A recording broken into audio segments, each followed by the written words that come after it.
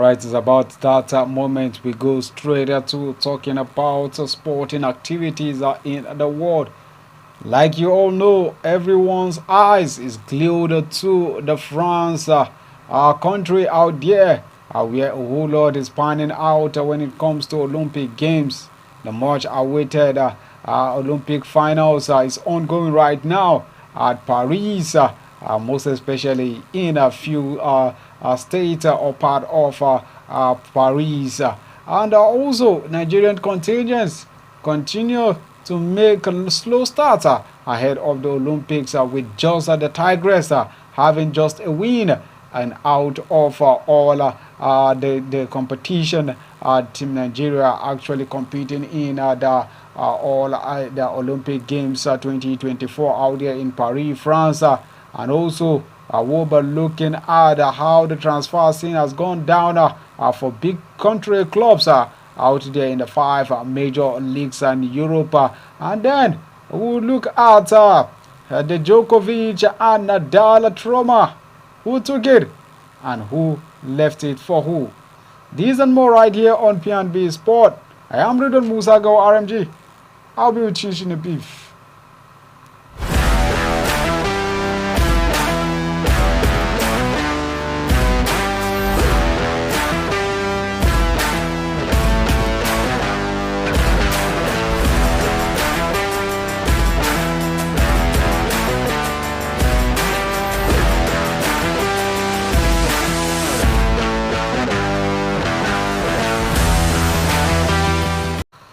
Alright, welcome back now. Don't forget that you can reach us on Facebook, and also we're streaming live on YouTube at Politics and Business TV/English. Now let's go straight to the Tigers, who started their front in winning ways as the Nigerian female basketball team. The Tigers displayed a never say never attitude and showed a great character after recording a famous shocking win against the world number 3 Australia, as they took down the upper 7-5-6-2 in their opening game over the women's Olympic basketball tournament in Paris 2024.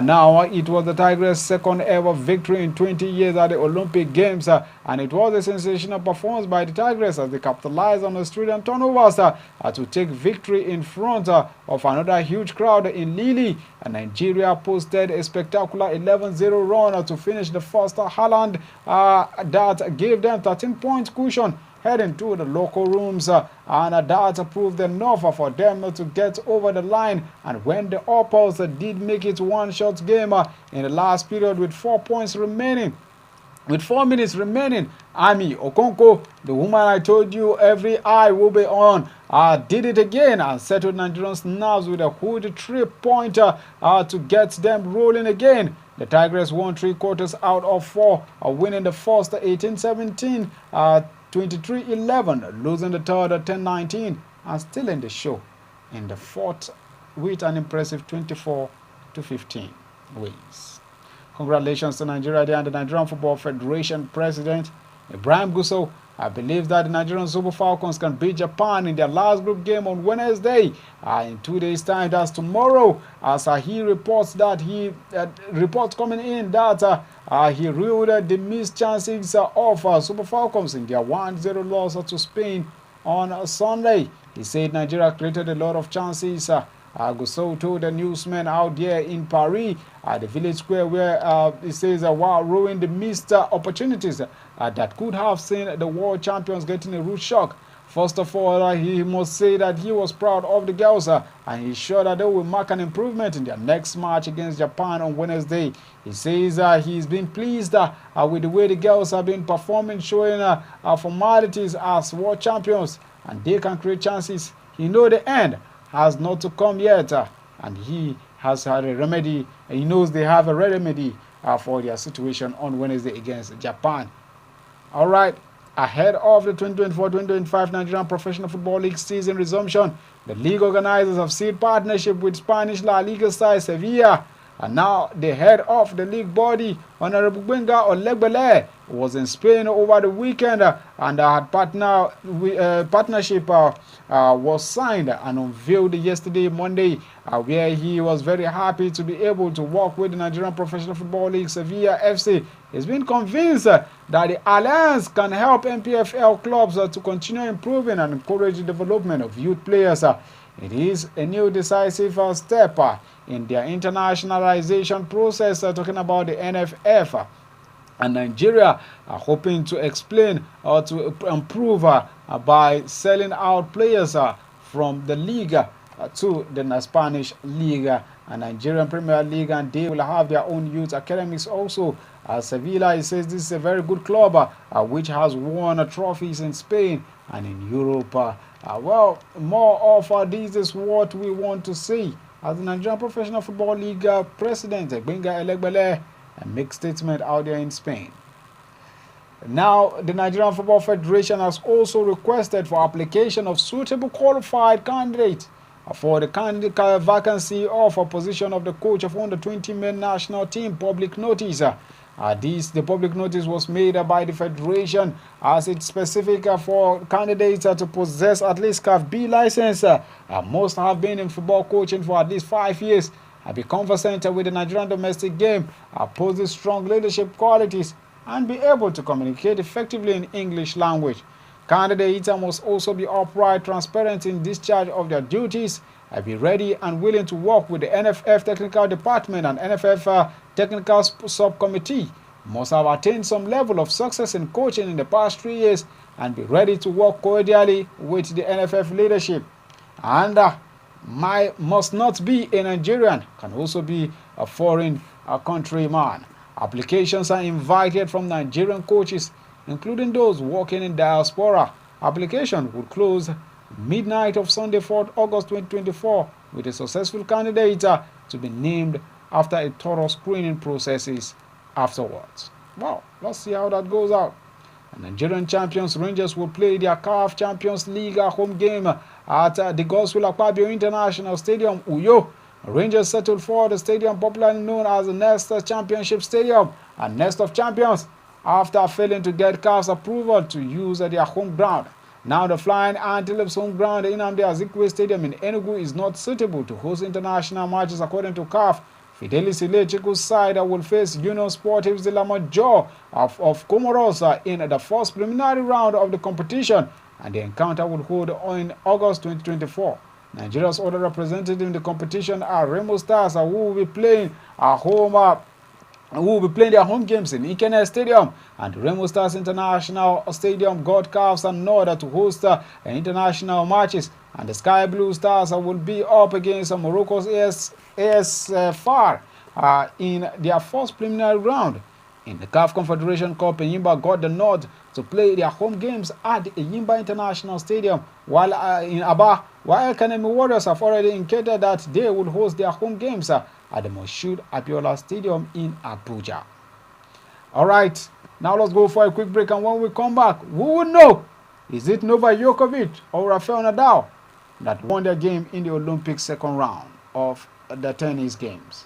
We'll be right back after this quick break.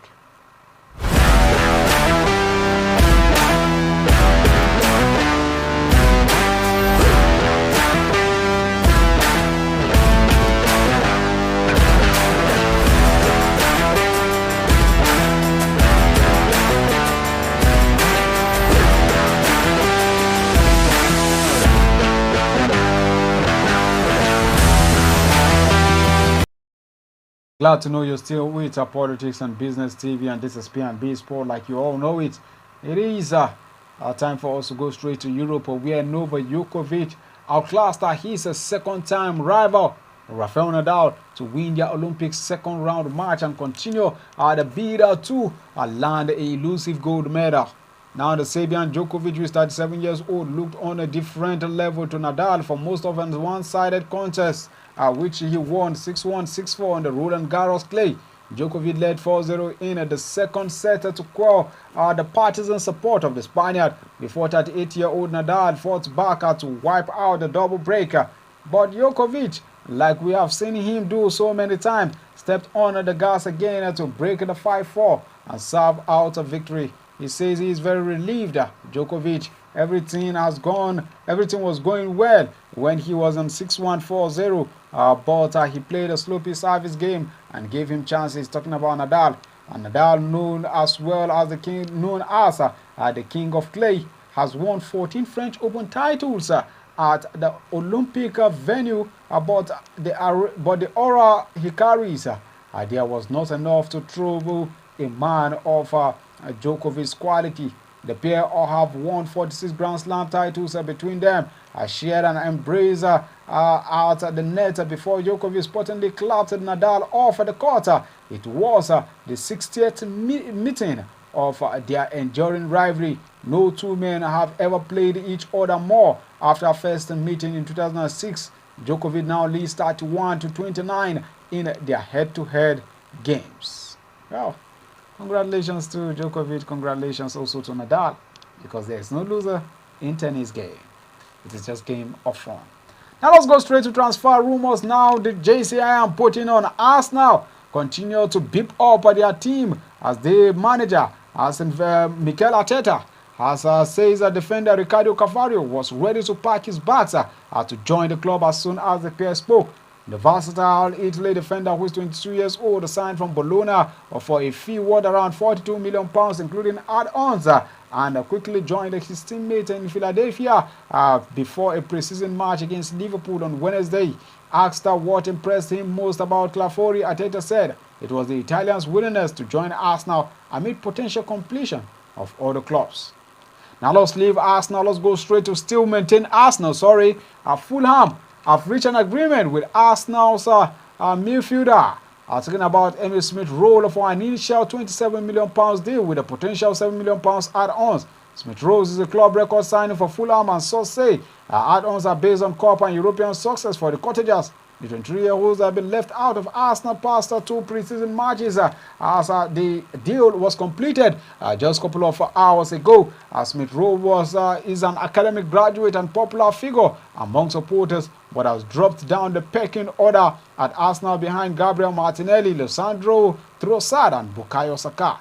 The midfielder has 3 England caps, the last of which came in 2022. Meanwhile, Arsenal have signed Italy defender Ricardo Carvalho from Bologna for a fee worth £42 million, like I just told you earlier. Still maintaining Arsenal. Arsenal remain interested in a 25-year-old Nigerian Napoli striker Victor Osimhen, and the Gunners could strengthen their midfield with the signing of Real Sociedad Spain midfielder Mikel Merino.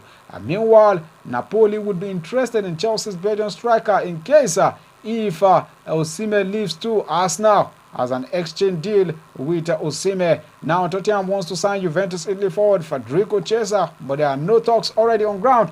As Germany's Florent Pletignol, I beg your pardon, Atletico Madrid are confident of signing English Chelsea's midfielder Colin Gallagher, who is attracting attention from Aston Villa and Tottenham Hotspur. Meanwhile, Republic Island defender Jacob Bryan has arrived on Merseyside for a medical before a proposed £17 million move from Lyon to Everton. Everton could make an offer for Strasbourg's 20-year-old Senegal midfielder Habib Diarra, and also Crystal Palace and Ghana forward Jordan Ayew is wanted by Leicester City. The man is aged 32 years old, while several clubs from Premier League and abroad are also keen to sign Luton's Dutch winger Tachi Chong for about £10 million. West Ham are likely to have their approach for France and Monaco midfielder Youssef Fofana, with the 25-year-old prefer to move to AC Milan. Former Manchester United goalkeeper David De Gea, who is 3 years old, will not join Genoa, and the Spaniard was never close to joining the Italian club.